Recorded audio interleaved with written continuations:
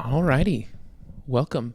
This may look like a completely new place.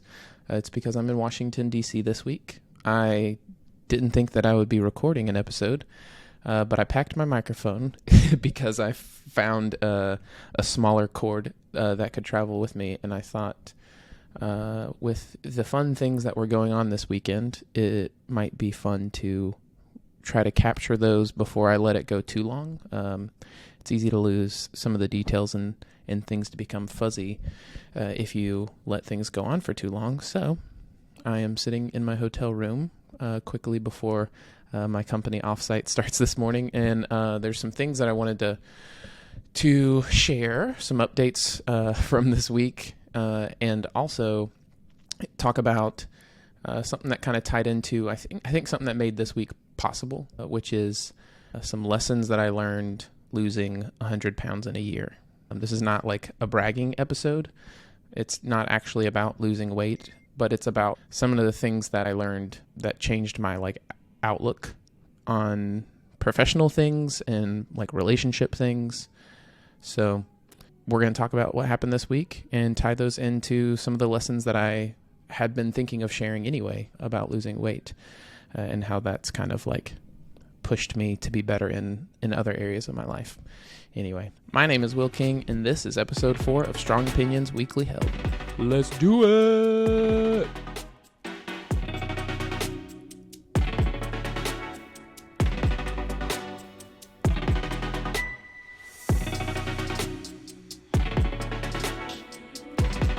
Okay, let's talk about this week. What a week. So for those of you who don't know, this week is my company offsite. I work at Crunchy Data. I'm a design engineer. We do managed Postgres. And my offsite, I live in Alabama, Montgomery, Alabama, and my offsite was in Washington, D.C. And for those of you who don't know that, Washington, D.C. is slightly northeast of Montgomery. But Monday, I had a layover in Dallas, which is very west of Montgomery. I had purposefully set up a layover in Dallas because months ago, because I was like, hey, Aaron lives in Dallas, Aaron Francis, and I'd love to just grab some lunch with him. So let's grab some lunch. See if he's interested in doing that. He said that'd be awesome. So I had scheduled some lunch, and then about a month later, we realized that that's when Laracon was happening. He said, well, there's actually a basketball game happening that Monday. If you're going to have a layover, why don't you just go ahead and come on by, and you can just come hang out. We can talk and chat for a bit at the game. That'd be fun. Me being a big basketball fan thought, absolutely, that sounds like a blast. So I pushed my layover. Pushed my layover a little bit so that I could make it to that basketball game. And if any of you have seen on Twitter, I somehow ended up as the coach and one of the players on the team, the Terminal team, who was playing against the Laravel team. It was a blast. It was so much fun. And my wife just laughs at me because when I was so excited about being the coach and getting to play in the game, she came home from kindergarten. That's not as a student. She's a kindergarten teacher, and I came down the stairs just so excited. And she's like, "What's going on? Why are you so excited?" And I said, well, "I get to play basketball on Monday in Dallas." "You have to play basketball in Dallas? What do you mean?" And I explained the situation to her, and she goes, "You mean you delayed your flight to your actual job to go play basketball with imaginary friends from the internet?" She's hilarious. And the answer to that was yes. Because if I went, then they wouldn't be imaginary friends. And this kind of gets into one of the things that I wanted to kind of talk about later, which is these lessons that I learned. I've lost 100 pounds in the last year, and it was something that before I did that, I didn't think that I could possibly do that. And so there has been just a lot of learning and a lot of growth about myself throughout this process. And I just want to share some of those things, not to say like, hey, you need to lose weight, but just to say like, hey, like, there's this category of things that you learn about yourself when you try something that you think is hard and push through it and do it. So I want to share some of those. But before I do that, I also just want to like make a quick shout out to like all the awesome people that I met at Laracon. Laracon is I made a joke that I did a lightning conf because I was only there for the basketball game, and then I went back to the airport and flew out. So I didn't actually get to stay for any of the conference, but I think I'll definitely be making the trip back to Laracon next year. But got to meet Caleb Porzio, Justin Jackson. They were both on the terminal team with me, and it was so fun. Matt Stouffer, and met Aaron, Jesse, and just so many great fun and awesome people. If you came and said hey to me, I appreciate it. I had a lot of really good talks. One interesting thing about Laracon and the people that I was talking to is that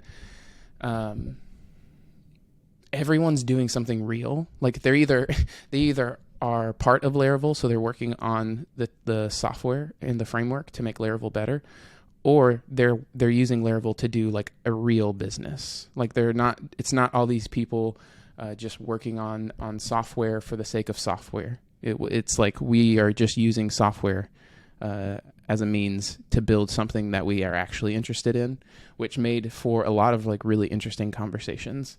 I could probably have like a whole episode just talking about Laracon and all the people that I got to talk to. So I'm going to get moving on to the lessons learned, but I just had to stop and make a quick shout out. It was great getting to meet you all. So let's talk about lessons learned from losing 100 pounds in a year. The first one being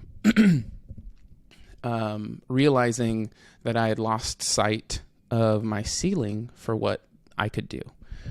I think I'd gotten to this point of being complacent because of like I was not happy with my weight, but I just had this like mindset of like, well, things aren't bad, you know, and that bled over to my work. And there's this story I think that I shared with, I might have shared it in another episode. But I had, during this process, right at the beginning, I applied for this Tailwind job. And throughout that process, I was trying to share my work and looking through like my past work. And it just hit me that, you know, I hadn't done anything interesting in a while. I used to do a lot of interesting things, and then something changed at some point. Interesting is relative. Things that like were interesting to me. Like I just used to build a lot of projects and build a lot of things. And I'd stopped doing that at some point and I didn't realize it. And I'd stopped trying to like put myself out there with social media, and I just kind of like fell off the face of the internet. And when I saw this posting, I was just so excited about it. And when I started looking through my work, I realized I don't think I'm good enough, you know, like, and that motivated me to want to get back to doing that. Now, I didn't get the Tailwind job. And I think that's part of the reason why is because I grew complacent, and I grew complacent with my weight. And going through this process of losing this weight, what that made me realize, all the things that are possible again. Like my ambitions back, the things that I think are possible for me to do are back. And a year later, you know, 100 pounds sounds like a whole lot, but it was really not hard. Like it was a lot of work. It was a lot of effort, but I wouldn't say that it was hard, you know, like it just took intention and, you know, small steps, which is going to be one of the next ones that I talk about. But, when I got to the end of it, you know, I got to this point where I'm like, well, I'm not fat anymore. I reached the goal that I wanted to, but I'm not fit either. But that wasn't that hard. So like, why? Let's just keep going. My ambition changed, and now like now I'm saying to myself, like, why not just give it another 2 years? Let's push it a little further, and let's see if we can like be fit too. So like my ceiling for my ambition, the ceiling for things that I think I can do, has just raised exponentially doing this. So that's one of them. The next thing is understanding that you can only control inputs. So during the process of losing weight, like, you have no control over your body. The bodies are very complex organisms. And there's a lot of different factors that go into like how much you weigh. I'm not going to try to dig into any of those. But the result of that is that your scale fluctuates constantly as you're losing weight. And it's not always based on like whether you're actually losing weight or not. Like, you can be losing fat on your body and your weights can still go up due to like water or all sorts of things. So like what you get used to happening is like you can be on a downward trend, and then you can have 1 week where your weight just kind of goes up and down and up and down and up and down. And then like suddenly like you step on a scale one day and you're like down a bunch of pounds because your body kind of like re-regulates. And when you look at this chart over a longer period of time, it looks consistently down to the right.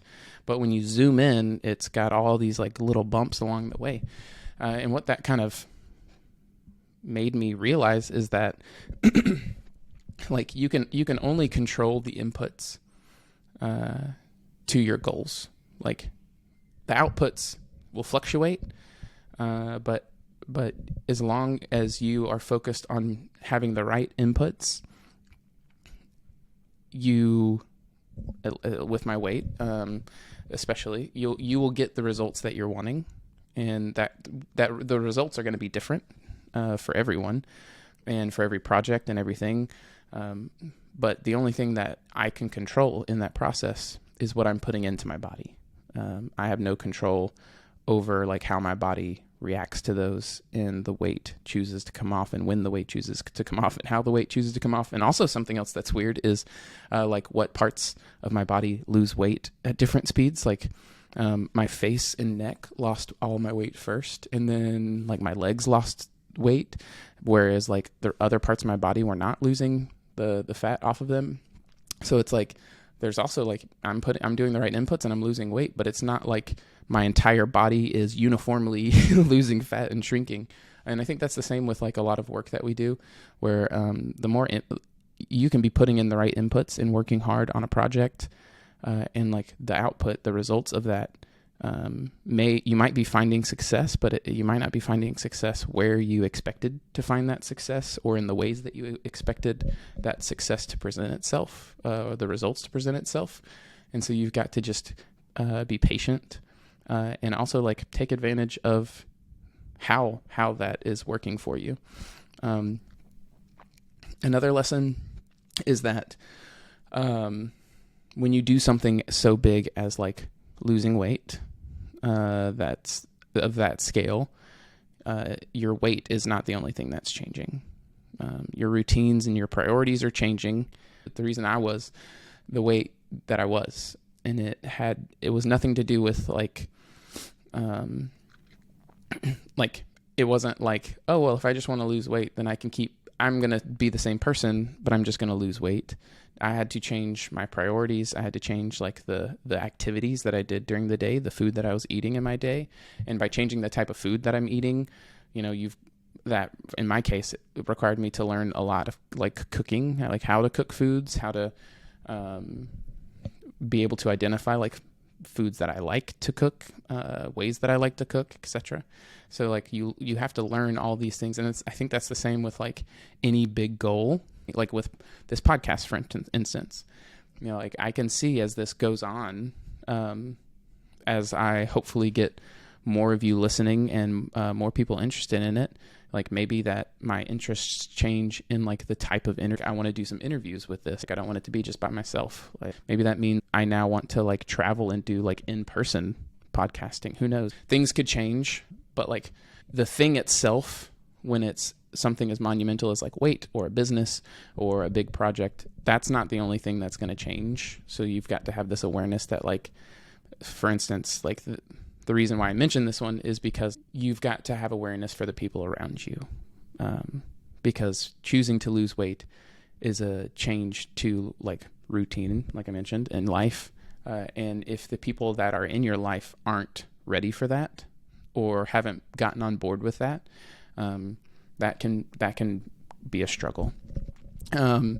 So talk to the people around you. Make sure like y'all are all on the same page. Because I don't think I could have done this without the support of my wife. Granted, she was not the happiest at the start because I told her I was doing it when she was 8 months pregnant with our third child, and she just looked at me and said, "I hate you. You would choose right now when I'm 8 months pregnant to start doing this." But she was just, I think, mostly joking, but she's been a huge support. I definitely could not have done any of this without her. The last 2 points are kind of the same point. Something as big as this doesn't happen overnight. And that's the same with, I'm assuming, how it's going to be with this podcast. I'm on episode 4, and I don't think there are a lot of you. But there could be one day. And the beauty of a podcast is like, I can be 50 episodes in and get like a whole influx of listeners at some point, and y'all all in the future come back and listen to this episode. So if you are in the future, coming back to listen to this, hey, it works. Focus and patience and consistency compound, and taking things one bite at a time. LOL, I didn't realize that was like a good food weight joke. But as it relates to losing the weight, I focused on doing like a small things first, small steps. The first thing that I did was just tried to eat less food. And after I started eating less food, and started feeling consistent about that, then I started trying to eat the right food. And then once I started eating the right food, then I was like, well, let's move some exercise into this. And I started with just going on 30-minute walks every day. And at some point I was like, man, this 30-minute walk is easy. Like, let's do some weightlifting. So I started with like a very basic like Peloton program that was like telling me exactly what to do, when to do it. And then I eventually got bored of doing that. And after I got bored of doing that, I like, by that point was like, well, I feel like I'm pretty good at this now. Like, let's do something harder. So it's like, I took these small bites that compounded over time to like just become part of my, like the fabric of my day. And it then became easy to like want to do more because I got more confident in doing that. I got more competent in doing that. And over time, it just compounded to like the things that I'm doing now. If I thought about doing them at the start, would have just been like insane. Like there's no way I could have done it. But it's because I took baby steps to get there. And then the last one is like, it takes patience. Like it took a whole year to lose this weight. And I think that these things like patience, focus, and just consistency compounding is something that has helped me decide to take on other projects for this podcast, for instance. I know that it's going to take time, and I've just got to ship. I heard somebody say that when you're starting out with making content, what you're doing is you're making a binge catalog, basically, that if you work consistently, you're patient, and you continue to focus on it, far enough down the road, you're creating something that when somebody finds you, they have a whole backlog of content to catch up on and get to know you and be a fan of yours. So, that plays into content. I think it plays into product work. When you are building a product, you're not going to know what you need to build right out of the gate. Like you might have an idea of like the general shape of a product and a problem that you want to solve, but you've got to just ship incrementally and ship something that is based on what you know today. But the second that you ship something and people start using your product, you're going to learn the ways very quickly, the ways in which your product doesn't solve a problem for them. And So there's patience and consistency in shipping small work in that area too, that helps you create better products. Is not by not trying to take on everything right away. Ship what solves a problem now, and talk to people.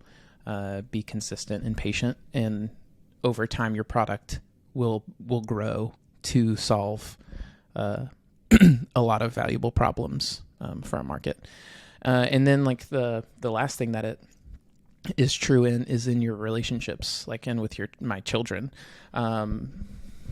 It's true with my relationship with my wife. But the one that kind of me and my wife talk about all the time is like how true this concept is with our kids.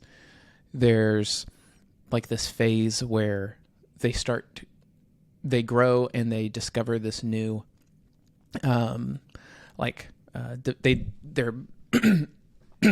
sorry, they're developing, and they learn this new behavior that is not necessarily a positive behavior. So for instance, one of the ones recently is our 2-year-old just kind of discovered being grumpy. The other morning he woke up early because he wasn't feeling well, and we were laying in bed, and he was just like, he wanted to go watch something, and he didn't like that we were telling him he can't watch something, that we're just going to lay down quietly for a little bit longer. And so he's, I want to watch something. And then he kind of gets quiet for like 10 to 15 seconds. And we're like, oh, okay. Like maybe that worked. Maybe he's listening. Maybe he's listening to us and he's going to lay down and be quiet. And all of a sudden he's beside us and he just goes, I'm grumpy. And so like, this is like this development, that he's discovering these emotions, these feelings, and the like how to name these concepts. And we don't want it's okay that he's grumpy, but we don't want him to, when he's grumpy, be unkind to his siblings. And so that's just something that like he tell him, no, we don't hit when we're grumpy. That doesn't mean he's going to stop doing that. It takes 2 to 3 weeks of just consistent, every single time it happens, correcting the behavior and telling him why we don't do it. Telling him it's okay to feel grumpy, but we don't let our anger show itself in how we treat others around us. And you have to just be consistent. And 2 to 3 weeks later, he's no longer showing that behavior every time that he feels grumpy. Now, of course, he's a kid, so like it still happens, but it's not. It's no longer like his default response to that. And it's the same with that's our 2-year-old, our 5-year-old. I mean, we've gone through this cycle every time. Like every time something comes up that's like, oh man, like this is a tough one. We're trying to, and you feel like you're a broken record trying to correct your kid. Eventually, they just figure it out. If you are consistent and if you continue to stick to what you're trying to teach them. So it's the same way with learning new, like if you're trying to learn a programming language, or you're trying to learn a new framework, or you're trying to like learn how to design better. It's just patient, consistent action. And giving yourself time. I think that's like the biggest thing, the biggest growth lever that I've learned from losing all this weight is giving yourself a longer time horizon to grow, or to get better at something. So I think that kind of wraps up everything that I want to share on this topic. But as always, I want to hear from you. I've officially got this podcast over in ripple.fm by Brian Castle. That's where we can have chats. Like, ask me any questions you have, or follow me on Twitter. Ask me questions there. I'm at wking__. I'll put the link below as well. But follow the links there. Comment. If you're watching the YouTube video, comment there. Comment in Ripple. Comment wherever you want to. I'd love to hear from y'all. But this wraps up another episode of Strong Opinions Weekly Held.